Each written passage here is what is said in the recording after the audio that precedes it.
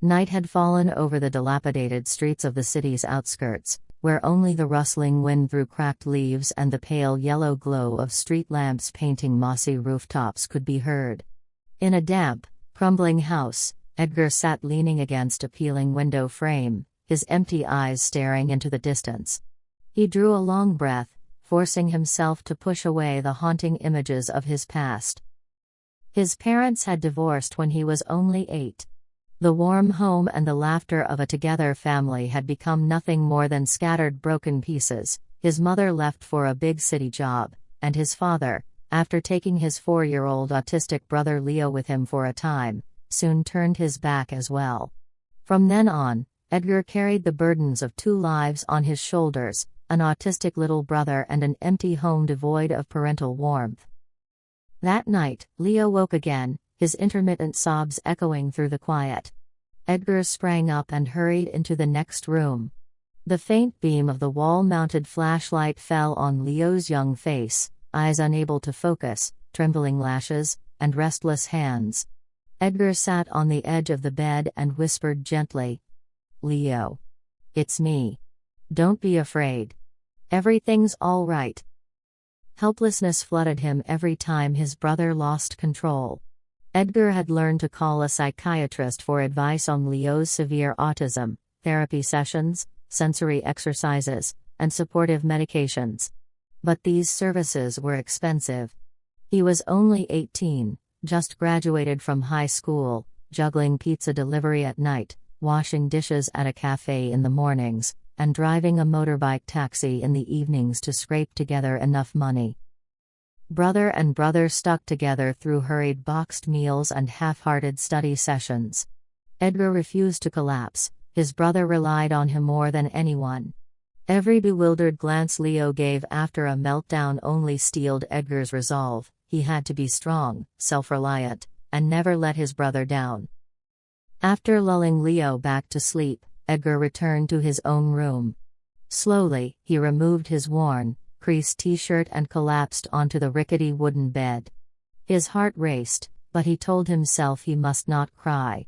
In the darkness, memories of his parents flooded in, his mother's icy departure as she slammed the door, his father murmuring, "You and that kid are on your own," before vanishing into the night. Those words carved deep wounds in Edgar's heart, forcing him to grow up too fast and harden his own feelings. Yet he needed to hold firm, even as loneliness stripped away his sensitivity. He clenched his fists and vowed, "I will never abandon my brother." The thought echoed in his mind as a sacred promise. When the clock neared 1 a.m., Edgar lit a small study lamp and pulled a stack of papers from the drawer: hospital records, treatment cost estimates, the psychiatrist's letters with recommendations. He studied each figure meticulously, calculating every penny, weighing bus fares against medicine expenses.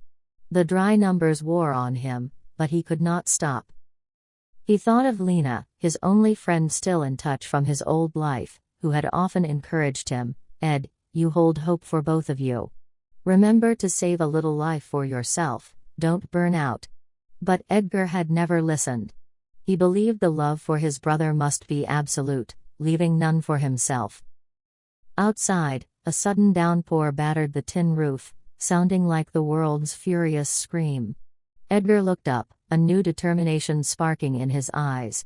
He folded the documents carefully, placed them in a cardboard box, and set them aside for tomorrow. He would find an extra job or borrow if he had to. No matter what, Leo needed proper treatment as soon as possible. When the street lamp outside flickered, signaling the rain would soon ease, Edgar tucked Leo in again and whispered to himself, "Tomorrow, things will be different. I won't let you be alone anymore." In that moment, amid the cold silence of the night, the two brothers huddled under a single thin blanket, its faint warmth the cradle for the flicker of hope ahead. On an early June morning, gentle sunlight filtered through the golden leaves of Evergreen National Forest, where Sarah and her colleagues were on their annual team-building trip. A nature lover, she eagerly snapped pictures of wildflowers and listened to birdsong. But that day, dark clouds rolled in unexpectedly, and the wind whistled through the treetops, heralding a storm. The group dashed for temporary shelter under towering pines. Sarah grabbed her backpack and warned her close coworker Min. "It's coming down hard, we'll get soaked." Min, smiling as he hurried along, replied, "Run over there, there's a big boulder that'll block the rain." But when Sarah hurried across a narrow stream, her flip-flop slipped in the mud. She fell forward, her backpack flicked off and tumbled down the ravine. She tried to scramble up but slipped again, her knee recoiling in pain. The clouds darkened further, and thunder crackled overhead. Her colleagues called her name hoarsely, but the rain drowned out their voices. She tried to use her phone to call out, only to see signal fading until it died completely. The offline map app blinked "You are here" and then went blank. Sarah's heart pounded. She wobbled to her feet and tried retracing her steps, but every trail looked the same in the wet wilderness. Panic rose, and her shouts were answered only by hollow echoes. As the afternoon storm subsided, Sarah found herself far from the group. She huddled behind a rock, hands trembling as she told herself, "Stay calm. Just follow the stream and you'll find the path." Twilight brought eerie silence, broken only by insect calls. Hunger and cold numbed her limbs as she slumped against exposed roots.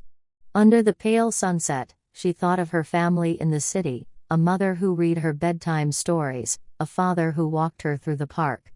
Now she was alone in the wild. As she prepared to venture out, she glimpsed a shadow through the bushes. Her heart clenched. A tall, lean figure in a dark raincoat watched her.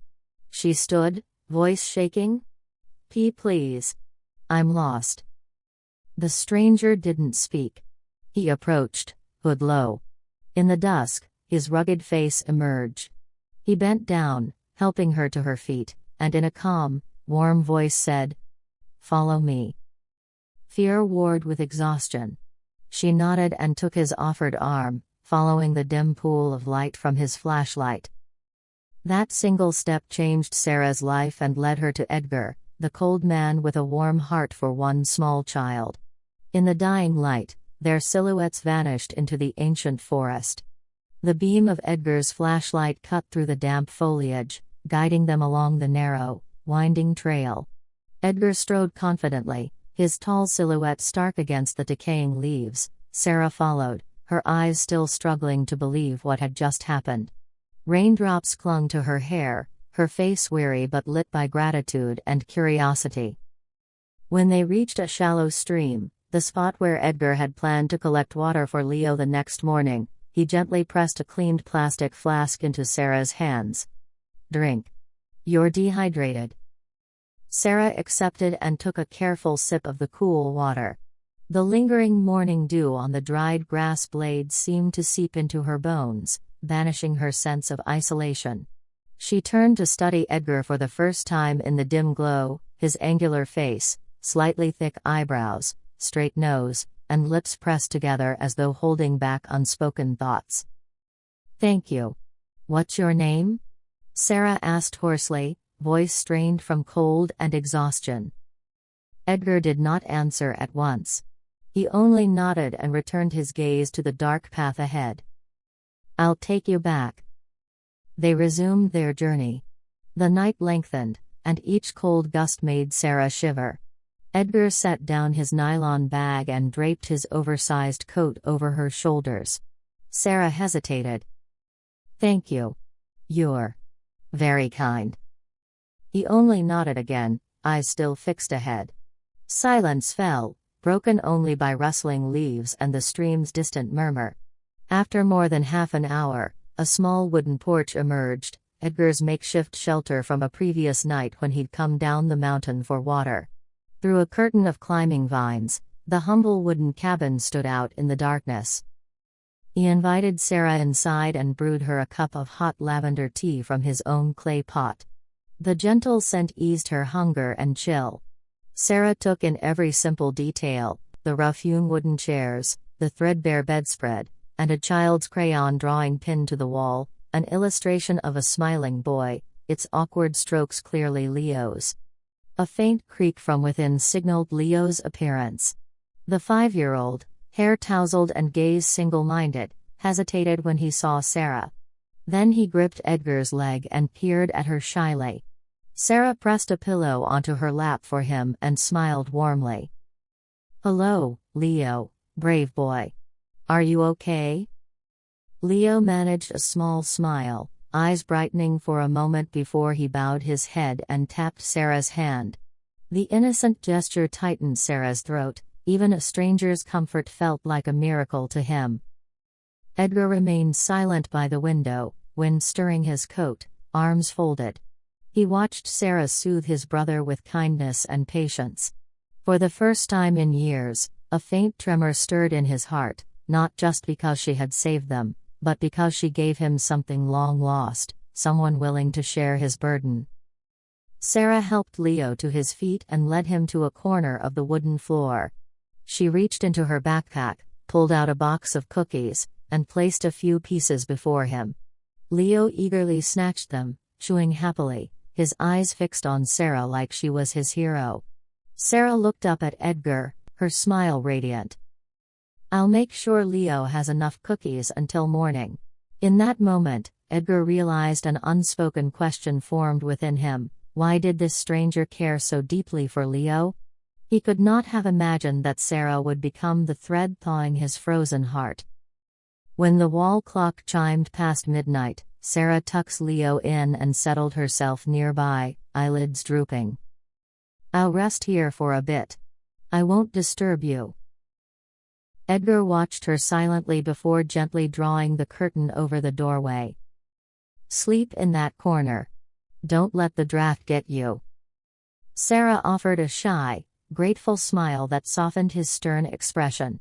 Before surrendering to fatigue, she looked at the enigmatic stranger who had become her protector and whispered, "Tomorrow night, I'll guide you along an eastward trail. I know someone there who can help us find a way out."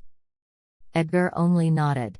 In his heart, an unexpected turn had begun. Two lives that once ran parallel now bound together on a journey fraught with challenges yet warmed by hope.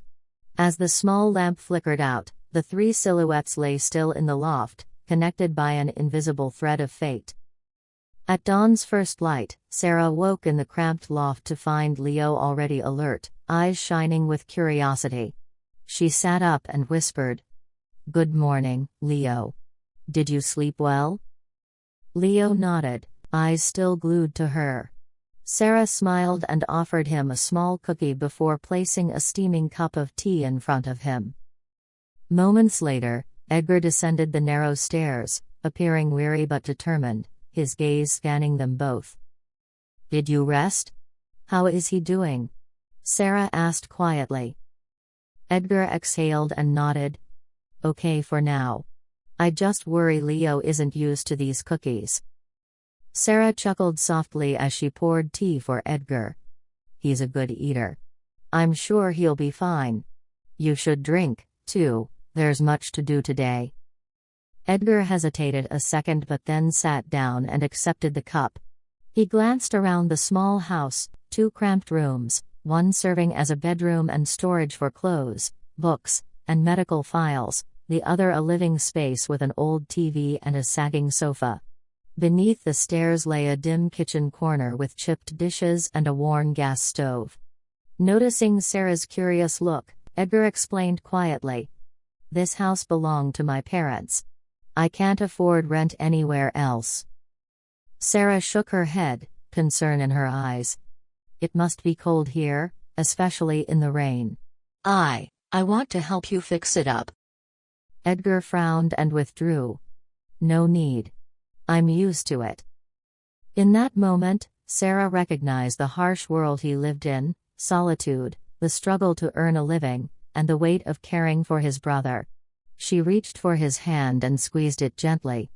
"Edgar, you don't have to carry this alone. I want to help, if you let me." Edgar withdrew his hand and spoke coldly. "Don't interfere in my life. You have your own." Sarah looked up, hurt and firm.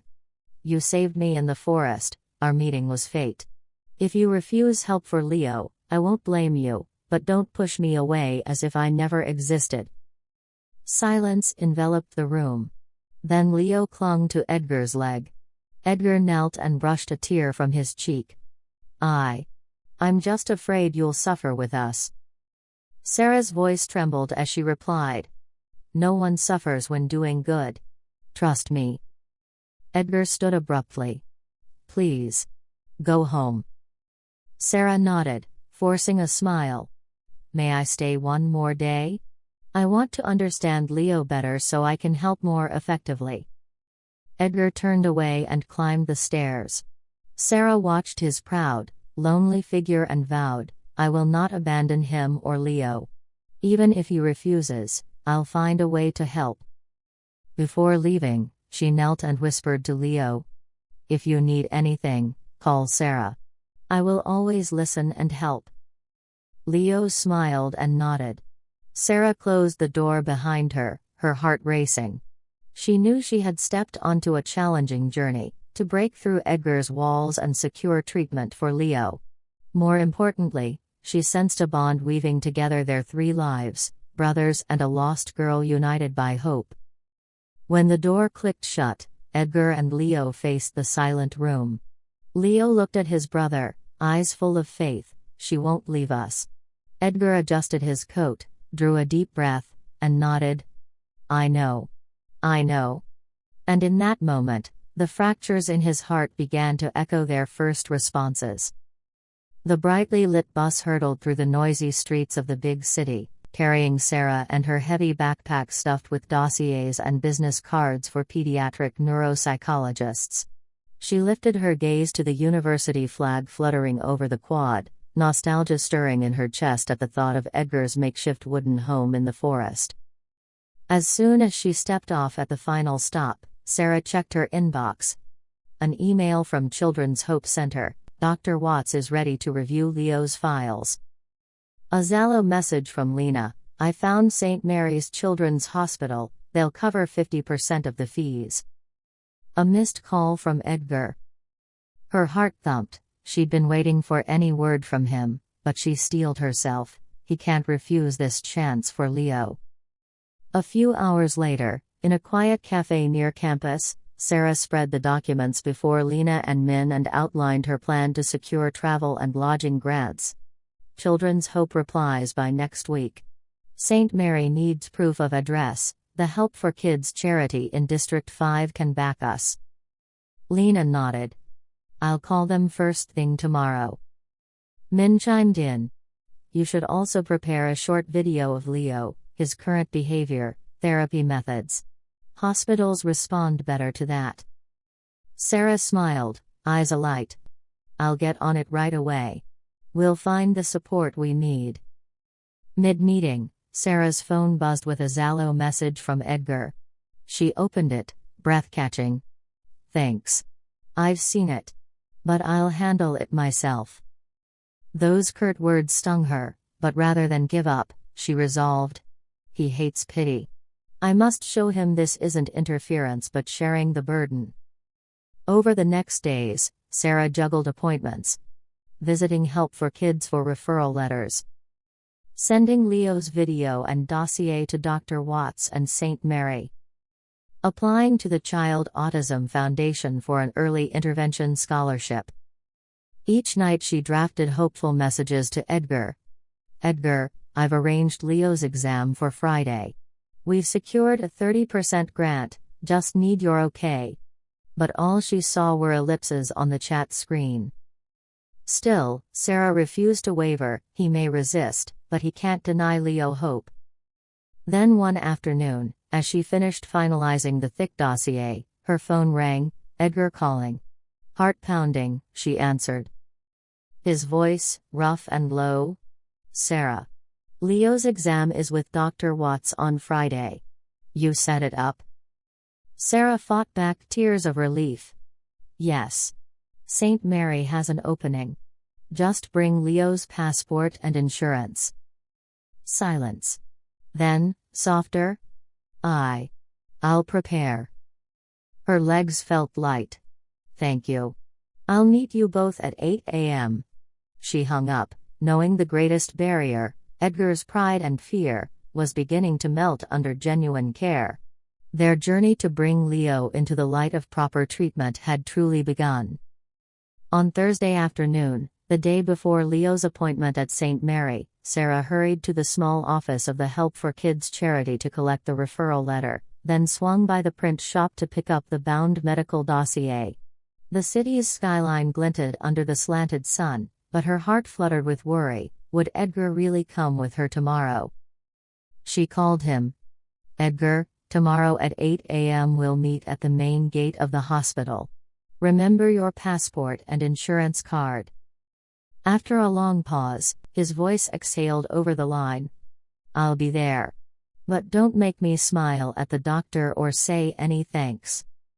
Sarah forced a smile of relief. Understood. Though his tone was gruff, his promise warmed her heart. The next morning, fine rain drifted as Sarah pedaled to Edgar's wooden door. He stood in the doorway in a short-sleeve shirt and clean khakis, his face as steely as ever. Leo clutched her hand, eyes wide at the drizzle. Sarah knelt to Leo's level and smiled. "Ready to see the doctor, little buddy?" Edgar growled softly. "In this weather, I don't know why you insist on taking him out." Sarah's voice remained calm. "Consider it vital treatment for Leo. I've arranged everything." He said nothing more, but climbed into the back of her car and started the engine. The 30-minute drive to the hospital was filled with tense silence. Sarah turned to check on Leo. "Is it too chilly, Leo?" He shook his head and squeezed her hand. Sarah smiled, glancing at Edgar in the driver's seat with concern. At St. Mary's reception, Sarah presented their paperwork briskly. "Hello, I'm Sarah Wynne, Leo Edgar's legal guardian. We have intervention funding, could we please be seated?" The receptionist nodded and ushered them to the waiting area. Sarah adjusted Edgar's collar for him before stepping aside. Edgar stood folded, eyes on the fee schedule he clutched. Finally, the nurse called. "Edgar Smith, Leo Smith." Sarah guided Leo inside. Edgar bowed to Dr. Watts. "Good morning, doctor. I want a proper treatment plan for my brother." Dr. Watts looked kindly at both boys.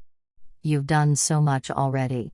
The first 3-month program includes language and behavioral therapy, with fees discounted under the scholarship." Edgar nodded, eyes moist. "Thank you. Thank you very much." Outside the clinic, Sarah handed Leo a bottle of water while Edgar stared at the rain through the glass. "I don't know what to say. Thank you." Sarah placed her hand on his arm. "You don't need words. I know we did the right thing." But as they neared the car, Edgar's tension returned. He cleared his throat. "You think you can change me and this little family? You come and then you leave. I worry you'll tire of it." Sarah stopped, eyes bright. "I'm not passing through your life. I'm staying. You can resent me all you want, but give me the chance to help Leo. I won't go anywhere." Edgar's jaw tightened. "I don't want pity. Don't tell me you pity me, I don't need it." Sarah's throat caught. "You saved me, but I'm here because I care. Not pity, but kinship." Edgar's gaze faltered but did not meet hers. Leo tugged her skirt, seeking comfort.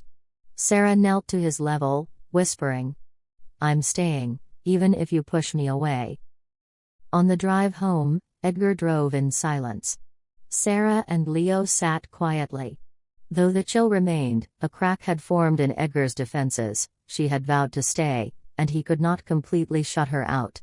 Outside, the rain eased, promising clearer skies, and a fresh start for all three of them. On a bright weekend afternoon, Edgar decided to take Leo to the nearby city park for a change of scenery.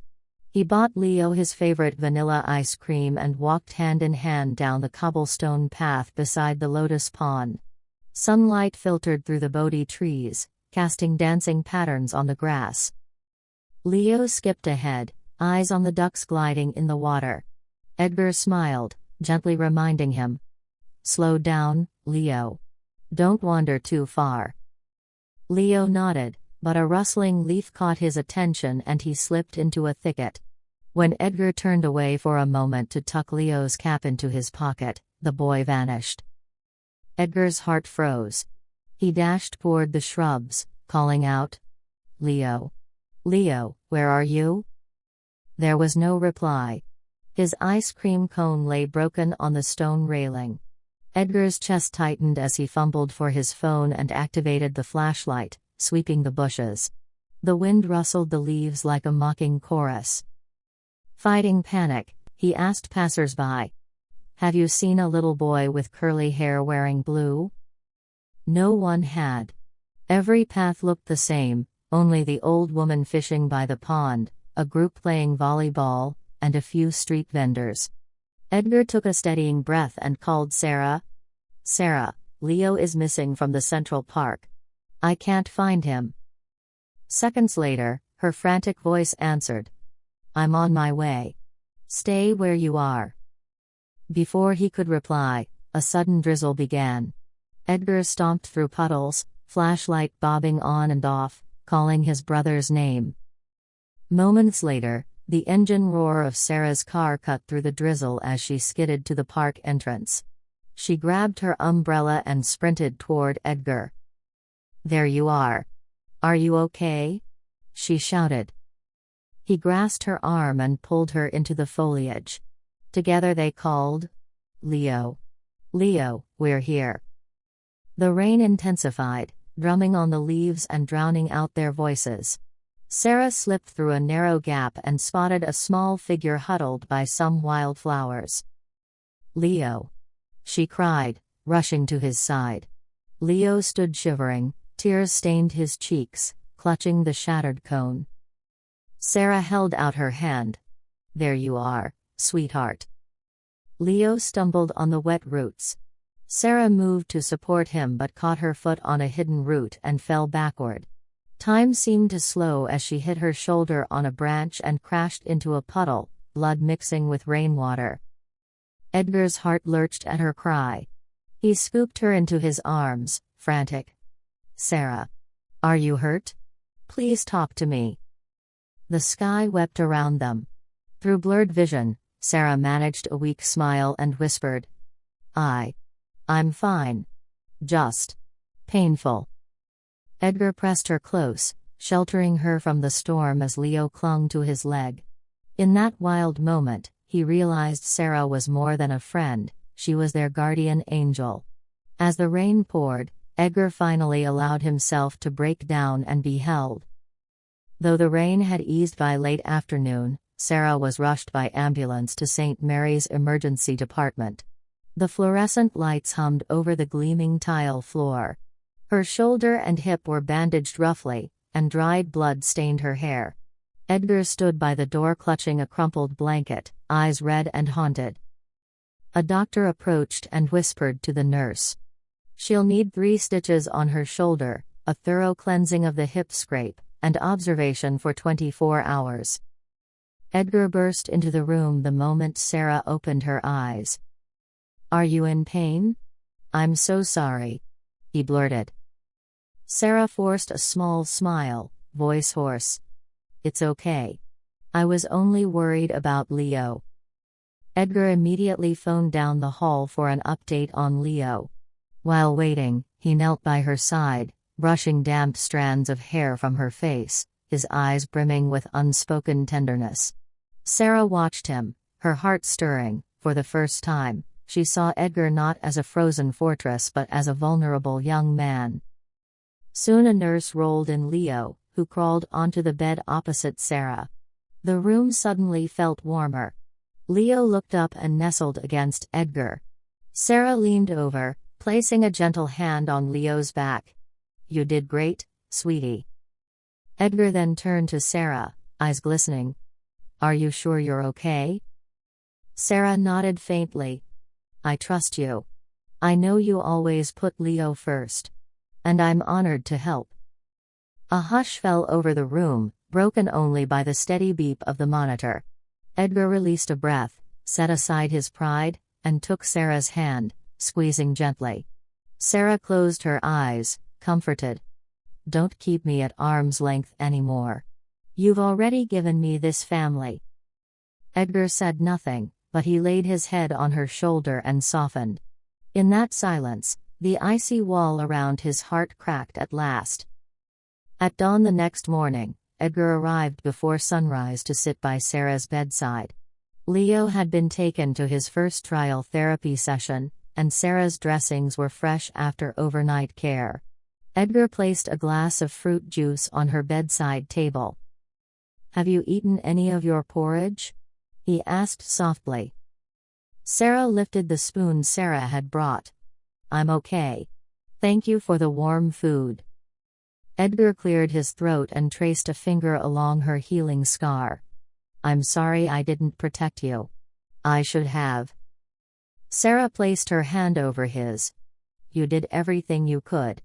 Without you, I don't know where Leo would be." In that moment, the barrier between them melted. Edgar's throat tightened. "Can you stay with me and Leo? I don't want to do this alone anymore." Sarah's eyes filled with relief. "Yes. I'll stay as long as Leo needs me." Warmth spread through them. That afternoon, Leo returned from therapy having managed simple sentences with the psychologist. He ran to hug Sarah and exclaimed, "Thank you, Mama Sarah." Edgar chuckled with pride. "See? He's already doing so well." Sarah turned to Edgar, smile bright. "It's all thanks to your perseverance, and a little help from me." Edgar drew her into a hug and whispered, "I don't just need you for Leo, I need you for me, too." Sarah rested her forehead against him, tears of joy. "I know. And I will stay, for both of you." In that gentle embrace, Edgar fully let go of his fear of attachment. The wall of solitude around his heart was shattered, making room for hope and a true family of 3. The following morning, the first rays of sunlight streamed through the clinic's round window as Leo joined a group therapy session for speech and social skills. Sarah and Edgar watched quietly from outside. Leo hesitated at first, then smiled and tapped his foot in time to a simple song with his therapist. Edgar squeezed Sarah's hand, his voice thick. "Did you see that? He's already smiling." Sarah beamed back. "He's remarkable. I'm so proud of both of you." After the session, they strolled through the hospital's adjacent park. Leo pointed excitedly at a nearby snack cart. "I want a chocolate cookie," he exclaimed. Sarah picked up the small package and placed it in Edgar's hand. "Here, you decide which one he likes best." Edgar nodded, ruffled Leo's hair, and they shared a quiet moment. Later, Sarah returned to the Help for Kids office to file their first progress report. She called Lena and Vin. "Our trial report is excellent. St. Mary's will extend the 30% scholarship, and Leo has spoken over 10 new words." Lena cheered. "That's amazing. I'll seek additional funding to cover the next phase." Sarah smiled at her phone before texting Edgar. "Great news today.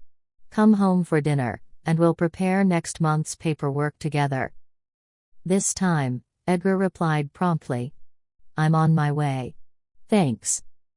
That night, the 3 shared a meal in their small apartment, Sarah cooking nourishing chicken porridge, Leo eating happily, and Edgar recounting stories of caring for his brother years ago.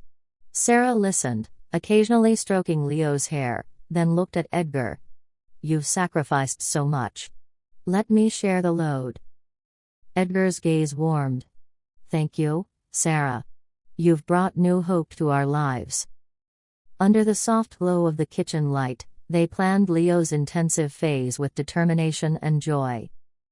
That evening, under the twinkling streetlights along Maple Avenue, Edgar invited Sarah out to celebrate. The newlywed feeling of their small family was enough to make the city shimmer. Sarah wrapped her coat tighter and whispered, "When I first arrived, the city seemed so cold.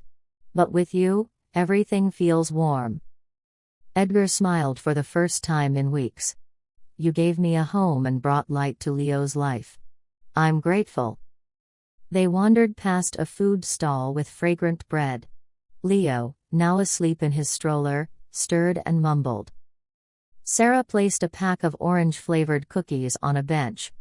For Leo's morning treat. Edgar's gaze softened. I'll tell you everything you need to care for him. No more secrets between us. Sarah reached for his hand. We're family. We share everything. They ended at a jazz cafe where murals blazed in color. Over steamy cups of cappuccino, Edgar shared his childhood dream of becoming a painter, a dream he'd abandoned after his parents' divorce. Sarah listened, eyes shining. I'll help you revive that dream. You focus on your art, I'll care for Leo. Edgar's voice trembled. I was terrified of depending on someone. But now, I only fear losing you. Sarah's smile lit his world. I have you and Leo. We'll face tomorrow together. Under the city's glow, the three hearts, once solitary, beat as one, stepping into a brighter future.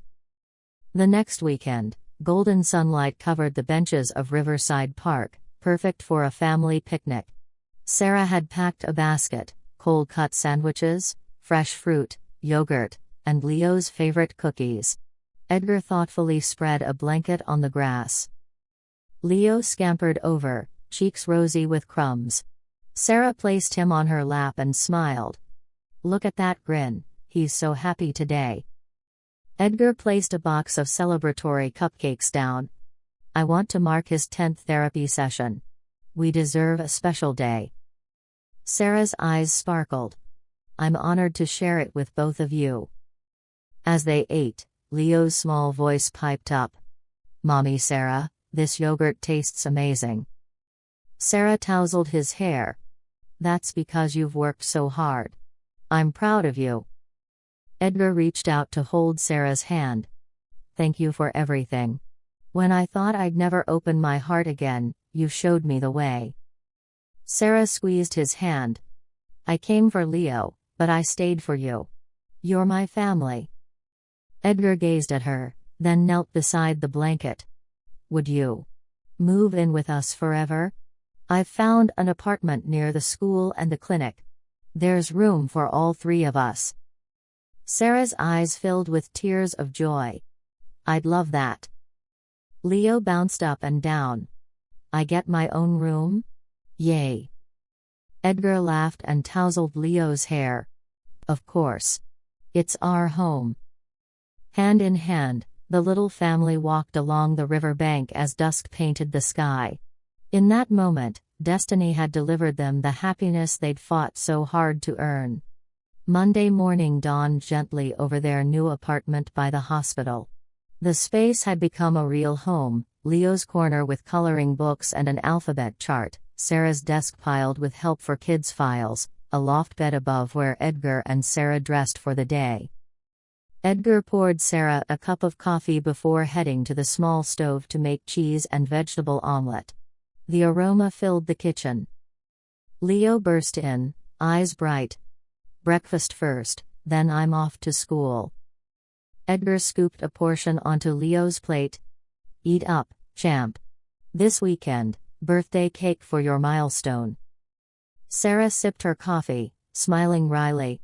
I'm just glad he's eating his veggies now. Thanks for cooking. Edgar grinned. Anything for my family. After breakfast, Sarah walked Leo to preschool, where he proudly recounted making a son in art class and reciting a poem about his mama Sarah. Sarah's heart soared. Back home, she tackled sponsor emails while Edgar took Leo to morning physical therapy. Laughter echoed through the apartment, coffee brewing, plates clinking, a symphony of their new life. Late afternoon, Edgar returned with a stack of watercolor sketches Leo had painted in therapy. Sarah turned the pages, tears in her eyes as she saw their family depicted, a gentle girl, a lean young man, and a joyful child between them. She pressed the drawings to her heart. I never imagined he'd draw us like this. Edgar wrapped his arms around her. This is our family. Thank you for completing it. Under the golden home lights, their three hearts found a steady beat, a melody of peace and promise. 2 months later, after 20 successful sessions, St. Mary's announced an unwelcome update. The Help for Kids scholarship would end this month, while therapy costs remained high. Dr. Watts kindly advised, "If you secure steady funding soon, we can continue. I recommend you apply to social programs immediately." Edgar's shoulders slumped. "I'll do whatever it takes." Sarah squeezed his hand. "I've reached out to distant family, your old colleagues, even your university friends. I believe we'll find support." But the next day, at the Child Autism Foundation's office, Penny delivered disappointing news. "I'm sorry, but we've exhausted our grants. You may apply elsewhere." Edgar's heart sank. He looked at Sarah, voice breaking. "I don't know what else to do." Sarah blinked back tears. "I won't give up." That night, finance concerns clouded their modest apartment. Edgar returned late, to find Sarah reviewing expense sheets. "I'm sorry you've struggled so much," he whispered. Sarah set aside the papers and hugged him tight. "As long as we have each other, we'll manage." In that moment, they resolved to organize a charity concert. Edgar would design the posters, Sarah handle planning, and Leo would perform his favorite song. The following weekend, by the riverfront stage, community members and tourists gathered. Backstage, Sarah wiped her eyes as the MC introduced their story. Edgar, self-taught artist with a warm heart; Sarah, unyielding and compassionate guardian; and Leo, a brave young boy whose smile inspires us all. Edgar stepped on stage, voice trembling as he held the microphone. "Thank you for being here. Your donations will fund 6 more months of therapy for Leo."